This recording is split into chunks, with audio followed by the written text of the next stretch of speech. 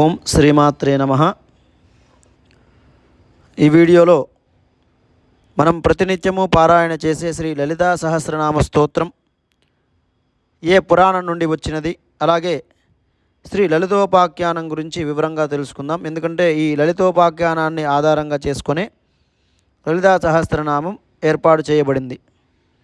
ఈ లలితా సహస్రనామం బ్రహ్మాండ పురాణంలోని శ్రీ లలితోపాఖ్యానంలో ఆధారం చేసుకొని ఈ స్తోత్రం ఏర్పాటు చేయబడింది అని పెద్దలు చెప్పారు. ఈ ఉపాఖ్యానాన్ని శ్రద్ధగా తెలుసుకున్నవారు లలితా సహస్రనామ స్తోత్రాన్ని మరింత ఆస్వాదనతో పారాయణ చేసి దివ్యమైన ఫలితాన్ని పొందగలరు. లలితోపాఖ్యానమంతా మంత్రమయం, తత్వమయం.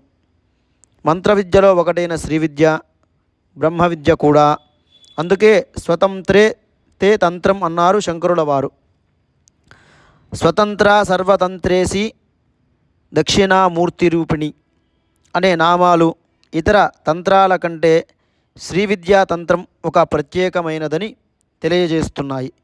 దానికి కారణం ఇది మోక్ష విద్య కావడమే. ఆత్మవిద్య, మహావిద్య, శ్రీ విద్య, కామసేవిత అనే నామాలు ఇది ఆత్మవిద్య, మహావిద్య అని తెలియజేస్తున్నాయి. మహావిద్య అంటే బ్రహ్మ విద్య. మహాశబ్దం బ్రహ్మమును తెలియజేస్తుంది. ఆ కారణం చేతనే బ్రహ్మ విద్యను ప్రతిష్ఠ చేయడానికి బద్ధ కంకణులైన అపరశంకరులైన ఆదిశంకర భగవత్పాదుల వారు ఈ శ్రీ విద్యనే ఉపాసనాతంత్రంగా ప్రతిష్ఠ చేశారు. ఉపనిషత్ పరమార్థంలోకి పర్యవసించే ఉపాసనా విద్య శ్రీ విద్య. శ్రద్ధగా పరిశీలిస్తే ఈ లలితా విద్య అంతా ఉపనిషత్ ప్రతిపాద్యమైన ఆత్మవిద్యగా స్పష్టమవుతుంది. ఇహానికి, పరానికి, పరమార్థానికి కూడా పనికి వచ్చే ఈ శ్రీ విద్యా స్వరూపాన్ని ఆవిష్కరించే ఉద్గ్రంథమే శ్రీ లలితోపాఖ్యానము.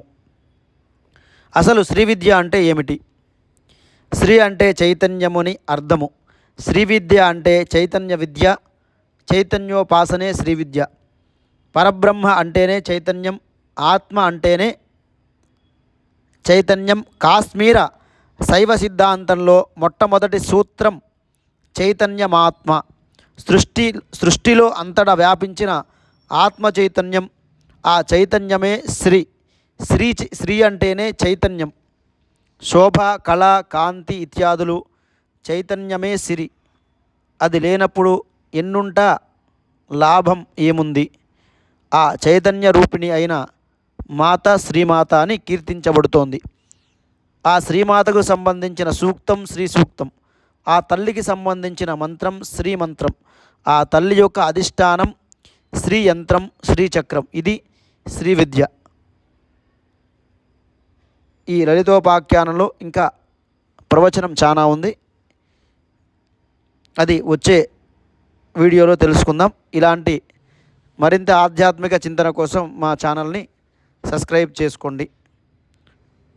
అలాగే మీకు నచ్చితే షేర్ చేయండి.